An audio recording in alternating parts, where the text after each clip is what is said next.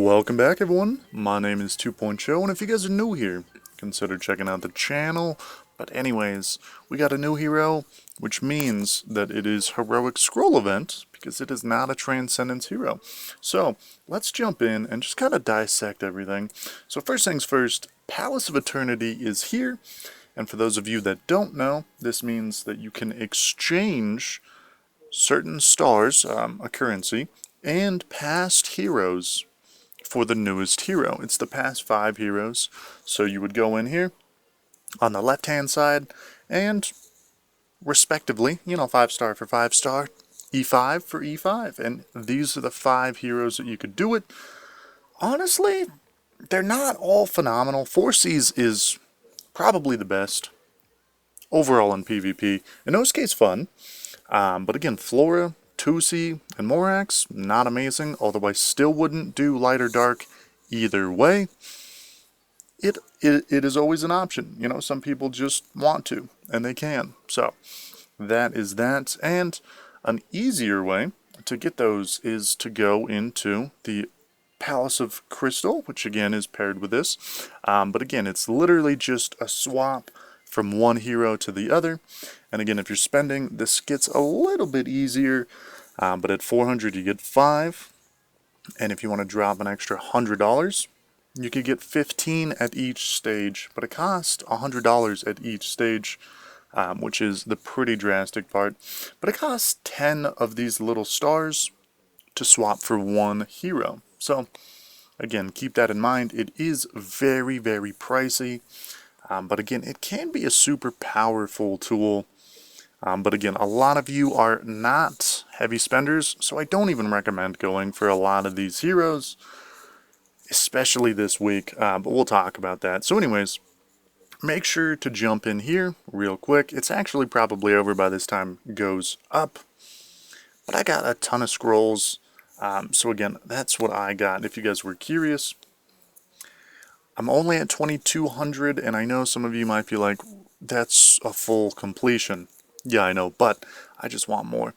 Anyways, Ormus Workshop is still here, which honestly, that's one of my favorite events. Glorious Boost is here. Just having them here is nice. I just prefer it over Grey Dwarf's Blessing for some reason. Anyways, value packages, they did up these, which is cool, again, if you are spending. And again, this $100 pack is the one that you need to get more of those crystals. But again, you're getting more scrolls at each stage now, which is nice. Again, if you are a spender, this is just a bonus. You were probably going to buy anyways. I just wish that they would up the gem count. Because again, a lot of these, I would be contemplating buying a little bit if there were more gems, and maybe during the gem box week, they could just give a specific, hey, here's a ton of gems, whatever. Even if it's $40, $50, that would be super cool. But again, I guess I could just be wishful thinking. Again, these are the value packages. Normally, I'd recommend buying something else. And again, this week, there is something else. So stay tuned for that. Hero Lottery. Again, you summon her out. Eloise, that sounds proper. And then you get 3-star gear for each copy that you summon.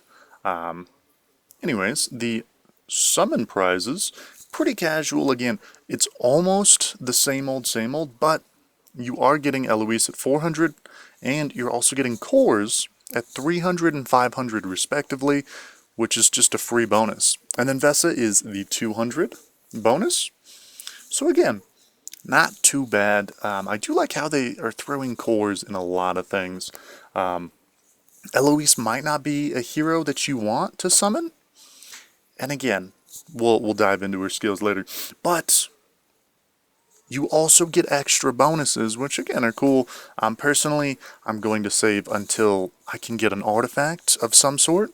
Even if it's not one that I'm wanting, but something. Again, it beats 8 cores for me, because there's only 4 loops.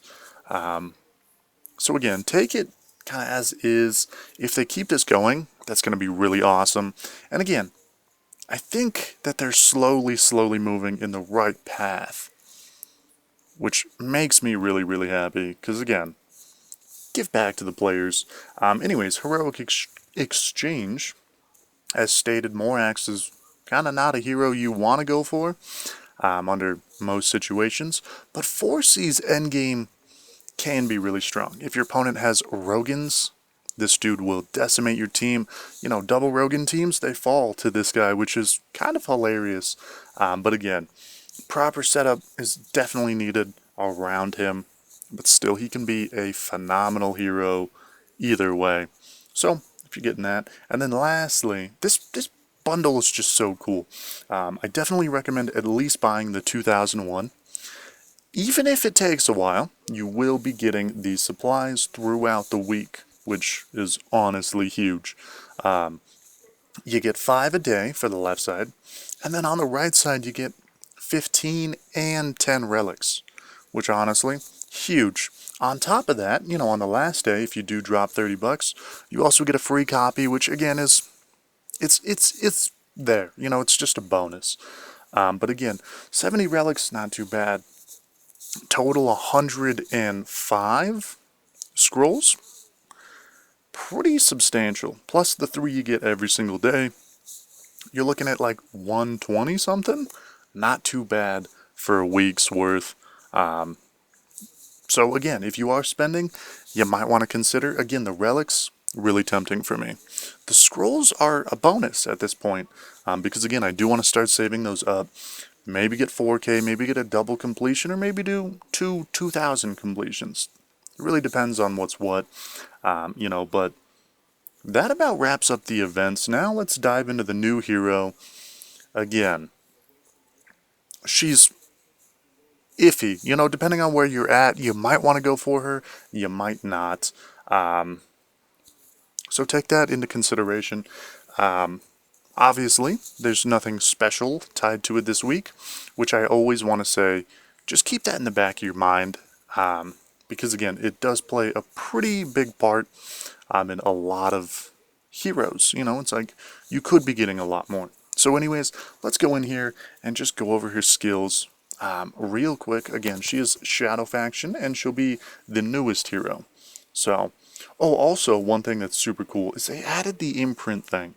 Again, I don't know what it's called, imprint tab, whatever, on all these new heroes that have them. So you could just click here, and this is for everyone who has imprints. You can now see what their abilities do, which they didn't have this earlier. Again, we just checked on ticks, boom. That's huge, honestly. So anyways, we're going to just go over her basic skills to get a grasp of it, but again, if you want to dive in and see what she actually can do, that's always an amazing tab, and I love how they did that. So anyways, let's go into her skills. First things first, Miss Dance. Active skill deals 800 damage against 3 random enemies and reduces their attack by 15%, and then it inflicts Sacred Soul for 2 rounds, and that basically deals 12% of their HP, capped by her attack, and then restores 25% of the damage dealt. So again, on paper, that sounds super, super awesome. The 3 random, boom, awesome. The potential to do 12% for 2 rounds, you know, 24% basically extra damage, dot damage, massive. And then she heals on top of that. That's pretty strong. But again, her attack, nothing crazy. Again, you would want to run her attack just to maximize this. So it does kind of limit her. Attack speed as well, you're losing out a little bit. But again, that's kind of just the way the meta is. Her passive abilities, she gets extra attack, HP, block, control immune, and speed. Block is going to be huge on her, which we'll dive in. And again, attack, block, Augustus Magic Ball is perfect. Although, it's kind of perfect for everyone. So again, you kind of have to ask, do you want her to be your maxed Augustus Magic Ball user? Probably not. But anyways, moving on. Whenever a hero is slain, and I just think that means dead, any of them, all enemies lose 15% precision for 6 rounds, which is crazy. And then she gains Phantom Shadow, which next time her active, the Sacred Soul, inflicts, it'll add 50%. So instead of 20%, or my bad, 12%, it gets an extra 6 and goes to 18%. And again, that goes on her active as well, her passive. And her passive, again, upon blocking, she deals 400% to 3 random enemies, similar to Horus. And then that is 3%. Again, the extra tick is 3%. So again, it's either 4.5% whenever someone dies, or it's 3% initially. So that's a lot of words just thrown your way. So you want her to block to get that basically counterattack. And then you want her to basically do her active, because outside of that, her regular attack isn't crazy.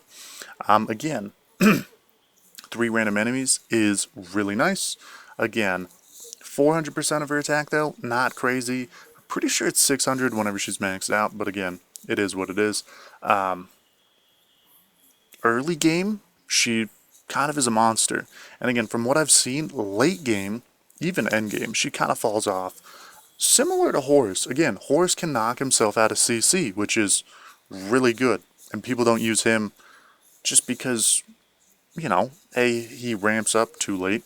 But like also, he doesn't have damage, and she doesn't really have that good a damage either.